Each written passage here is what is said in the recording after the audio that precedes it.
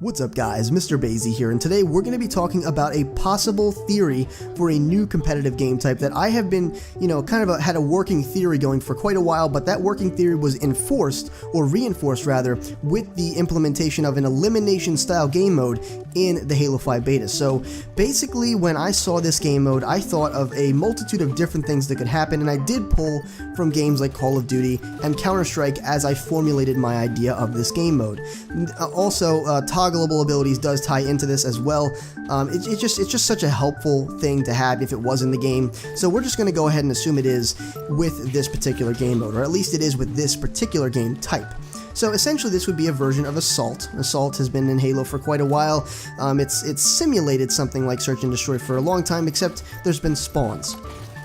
Same thing with Counter-Strike, except you don't get to spawn again. It's essentially the same thing as Search and Destroy with spawns. But the way that I'm proposing this is we carry over that elimination style of game mode that we saw in the beta, except we don't, we don't do that very minimalistic health thing that they had going. That's a cool idea for a very fast-paced Slayer-style elimination game, similar to the execution game mode in Gears of War. But I think it would work a little bit better with full shields, full health, everything basically normal like it is in a normal game mode. Now the bomb, essentially the assault bomb, this is where toggleable abilities would come into place. So essentially you would have the ball either able to be carried with a pistol, similar to the way CTF is now currently, or with basically you pick it up. It is bind on pickup. You can toss it, of course. You can pull it out and toss it. You'd have to actually pull it out of your person to toss it. If you're, I guess, holding the pistol with the bomb in the other hand, you wouldn't need to pull it out. You could just toss it to a teammate.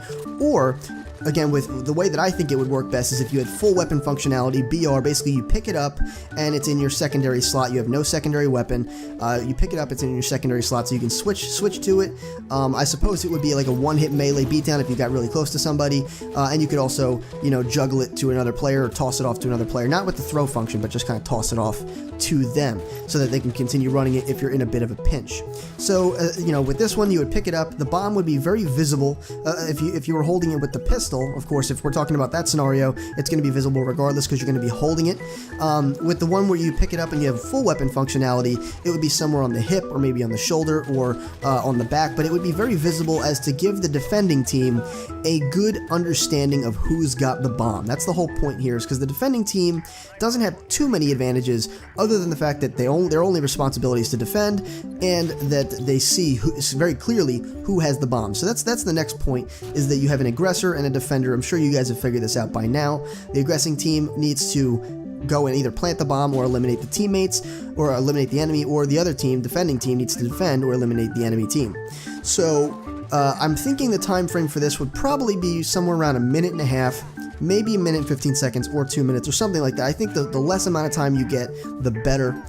It would just be a very tense, very action-packed, kind of game type that would be very fast. It would be extremely fast, but the spectator experience for this game type would be really great. It would keep the spectator on the edge of their seat while they're watching this, because of the tension that's involved with this. You only have one life. It's it's very, the risk and reward for this game type is high. Okay, with this game type idea, Search and Destroy, Counter-Strike competitive, the whole idea with this is risk and reward is extremely high. You don't really get anywhere unless you make some risk, you make some bold plays. Sometimes you have to be a bit sneaky, sometimes you have to be really bold and aggressive. You have to change up your strategies constantly to really throw the enemy off and always keep them guessing as to what you're going to do.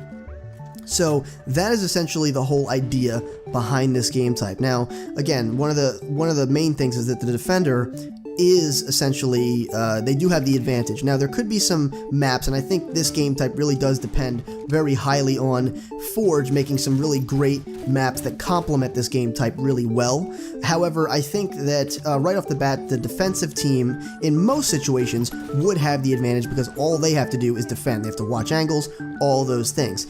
Now, I think that it would be a good thing to implement maybe a slightly powerful weapon on the aggressor side to give them a slight bit of more fair advantage, because of the fact that they are the ones being the aggressor. They don't know where the enemy is waiting for them. They don't know where the enemy is set up, what angles they're watching, or whatever it may be.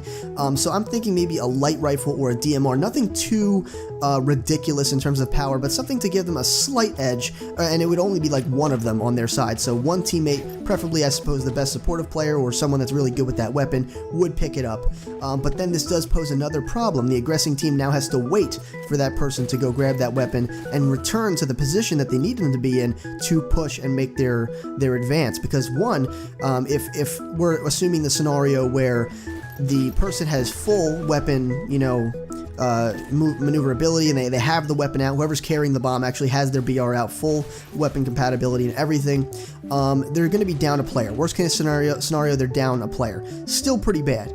If you're considering they have the pistol out and they're holding the bomb in their left hand or right hand or whatever it is, they're down about a player and a half, because the pistol, not really the best thing to have in a situation like this, unless the competitive community and the competitive people that are going to work on this game type, or theoretically I suppose, deem that the pistol should get a slight buff when you have it. I don't necessarily think that's the right move here, because if you do that, you kind of take away from the tactics of what is needed.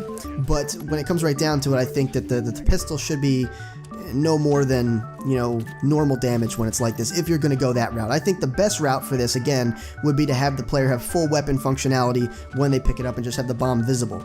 Again, this would take up the secondary slot. They would have to pull it out to plant it, pull it out to juggle it, and do all those things. So they would need to really do a lot more. There's a lot more to do in this game mode than just sit on the flag, or sit on that particular area, plant the bomb without taking it out, and you could still defend yourself. You would be defenseless while planting the bomb.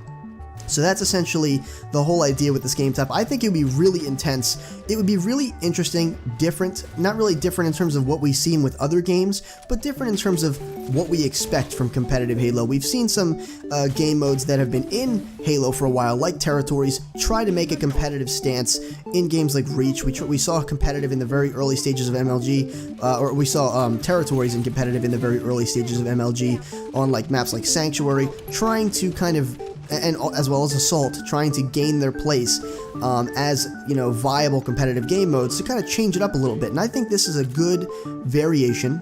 It's definitely different, and I think that the spectator experience, above all else, would be fantastic. I think that the player experience would be really great, because it would always be on edge. It would always be tension. There would always be tension. I don't think it would really ever get boring. It's something that is new, fresh, and it takes an old game mode and just kind of spices it up a little bit. So let me know what you think in the comments down below. If you agree, disagree, whatever it may be. If you have anything to add to this or any comments on what I just talked about, I'd love to hear it, love to conversate with you about it. With that being said, guys, like the video if you enjoyed, and if you want to become a Sage in training, make sure you subscribe today. This has been Mr. Bazy, your favorite Sage, and as always, I'll see you in the next video.